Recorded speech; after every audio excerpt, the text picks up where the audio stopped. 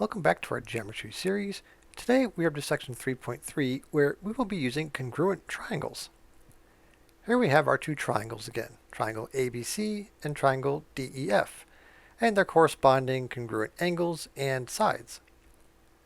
We use this double-sided arrow to show correspondence.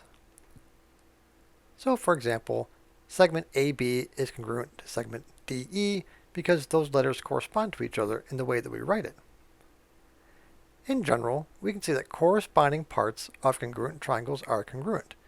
We'll be using this justification as a reason in many of the proofs that we do going forward. To make it easier on ourselves, we will use this shorthand, CPCTC, and instead of having to write out corresponding parts of congruent triangles are congruent over and over again. Let's do a quick example. Given that segment RT is congruent to RY, and RS is congruent to RO, prove that TS is congruent to YO. Okay, so we need to do a proof. So what's the first thing we do? We're going to draw our little table with our statements and the reasons why we can give our statements. First thing you do in a proof is usually write what is given. So we know that RT is congruent to RY and RS is congruent to RO. And the reason we know that is because it's given. It's also a good time to mark the figure. So we put a single slash on TR and RY to show that they are congruent, and a double slash on RS and RO to show that those two are congruent. So the tricky part of a proof is trying to figure out what the next steps might be. Your best bet is just going through a bunch of examples and seeing these clues that pop up from time to time. So looking at the figure, what else can we determine given the information we have? Well, we know that angle TRS is congruent to angle YRO because they are opposite angles, and opposite angles are congruent. Next, we are able to say that triangle RTS is congruent to triangle RYO because of the side-angle-side postulate. Knowing that we have two congruent triangles, we now have corresponding parts. So we can say that TS is congruent to YO. And the reason we can is because corresponding parts of congruent triangles are congruent. Or to make it easy, we just write CPCTC. So we've done it. We've made a statement that is what we're trying to prove. So the proof is complete. Let's jump over to the whiteboard and do a couple examples. Alright, I'm going to draw a slightly different diagram. Something like this and like this. And we're going to go like this. And I'm just going to put points on here. T, R, A, M, and we'll just say Y. So what's given? We'll say given. We'll say that TY segment and RM segment bisect each other. And what we're trying to prove is that TR, so over here, is congruent to MY, this side over here. So this side and this side, we're trying to prove that these two are congruent. But we've only given this statement that TY, this one here, and RM bisect each other. So let's build our little table here. And this is our statement. This is our reason statement. So let's start with what's given. We know that TY and RM bisect. This is what's given. So what does that mean? So now that they bisect each other, what can we say about what's over here? So what is the definition of bisecting? Well, it means it kind of chops it in half. So if they bisect each other, they are cut. Oh, they bisect each other, whoops, at A. That's an important point right there. So that means that this segment and this segment, so from T to A and from A to Y, is the same. It also means that this and this are the same.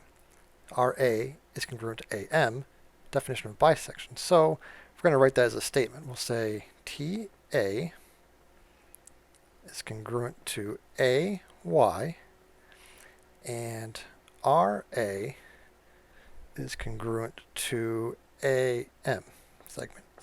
So why can we say that?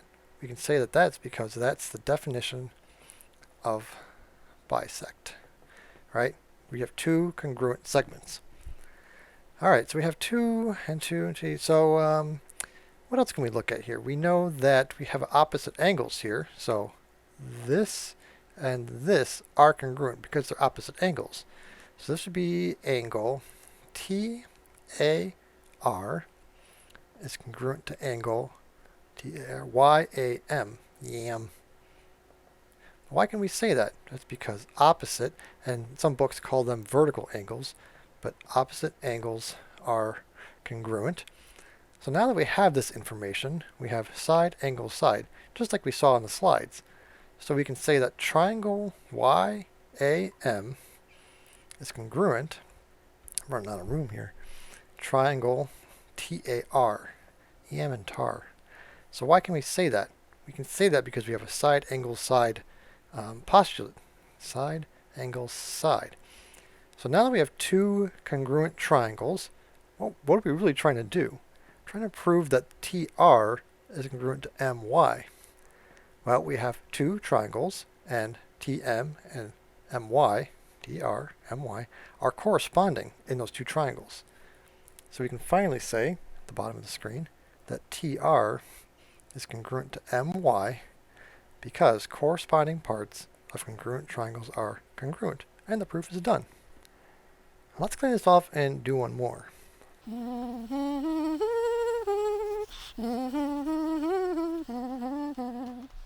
Okay, we're going to draw a slightly different looking figure here. A line like this, and a line like this. That's going to come up like that, come up like this. Kind of Star Trek looking thing. Let's put some points on here. H.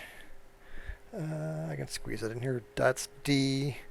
This is L down here. This one's R. And this one is A. So, given, it's barely on the screen, right? Given that HL is congruent to HR, these are the segments, segment, it's up there, I promise, and I'll just write down a little bit lower, HA is congruent to HD. So we've got this segment congruent to that segment, I promise there's a line up there, and HA is congruent to HD. What are we trying to do? We're trying to prove that angle L over here is congruent to angle R over here. So how do I go about that? Well, the first thing we do is draw a nice little table, like so. This is our statements. These are our reasons. So let's just start with the given. And this way you actually see the little segment bars. HL is congruent to segment HR, and HA is congruent to HD. Why can we say that? Because it's been given to us. Thank you, proof. So we could put lines on here, so HL to HR, but HL and HD kind of occupy the same space, so it might get a little messy. So we're going to skip that step just on this one, and we'll see what happens. But how do we try to prove that this angle is congruent to that angle? Well, since we know we're using congruent triangles, we're going to try to prove that two triangles are congruent. So we have HLA, that's a triangle, right? And HRD, that's a triangle, right? Oh, whoops. So this may seem like an unnecessary step, but we're going to say that angle H is congruent to angle H. So something is always congruent to itself. That's the property of congruence.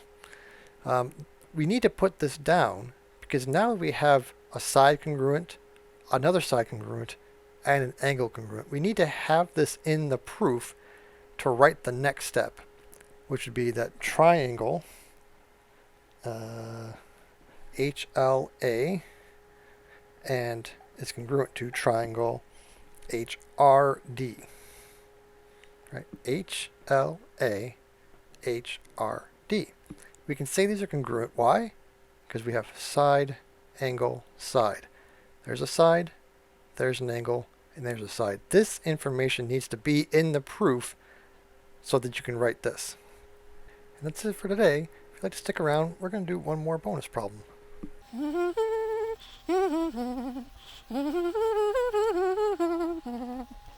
Okay, we're going to start up here, and I'm going to draw a line and another line.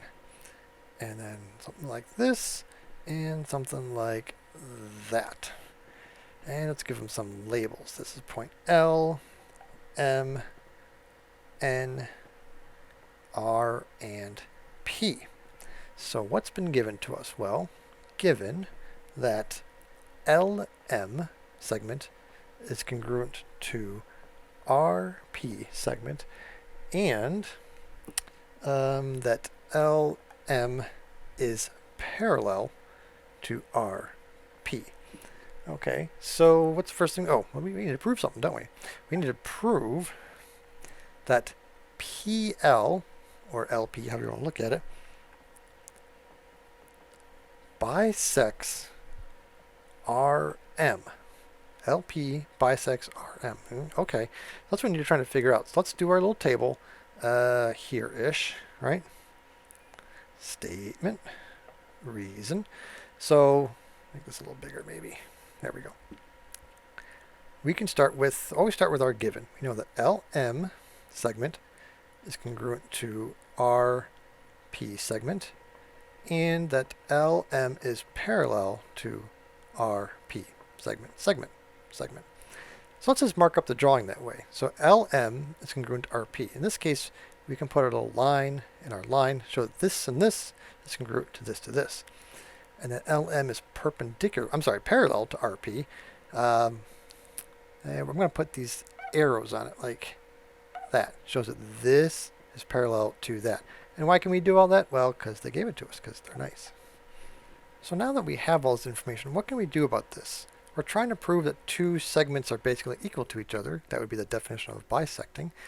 But we have parallel lines and we have transversals. So what does it tell us about some of this the other features here? Well, we know that this, we'll call it angle L and angle P, are congruent to each other because you have parallel lines and a transversal, and the alternate interior angles are congruent. That was theorem 17 from quite a while ago. The same goes for R, I'll put two little loops, and M. R and M are congruent because alternate interior angles are congruent with a transversal. So we can write this down as angle L is congruent to angle P, and angle R is congruent to angle M. And why? What's a good way of saying this? Well, it's theorem 17, right? We could write that, but it's really that alternate interior angles are congruent. You know, if you have, parallel lines and a transversal. Depending on who your teacher is, they may want you to spell this out without shorthand, but the key part here is alternate interior angles are congruent. That's the important part. We can say these two things. So now we have angle, side, and an angle. Well, that's enough to show that these two are congruent. Let's just write that down. So triangle MNL is congruent to RNP. RNP. Let's just double check. So angle R is congruent to angle M. So we should write them so they correspond correctly. And L and P. Right? Okay, that's good. And we can say this because of the angle side angle, right? Theorem. So now here's the tricky part. We can say that RN, the segment, is congruent to MN, the segment. RN and MN. They're corresponding parts. Corresponding parts of congruent triangles are congruent. So RN, I'll put two lines, and NM, two lines. These two segments are congruent. If these two are the same, that means that this segment, RM, has been cut in half. So we've just proven that PL bisects RM because RM has two chunks of equal length on either side. So we can write that as, just barely on the screen, PL bisects RM. So why can we say that? Because that's the definition of something being bisected. So we've done it. We've proved what we were trying to prove. And that's it for today. We'll see you next time.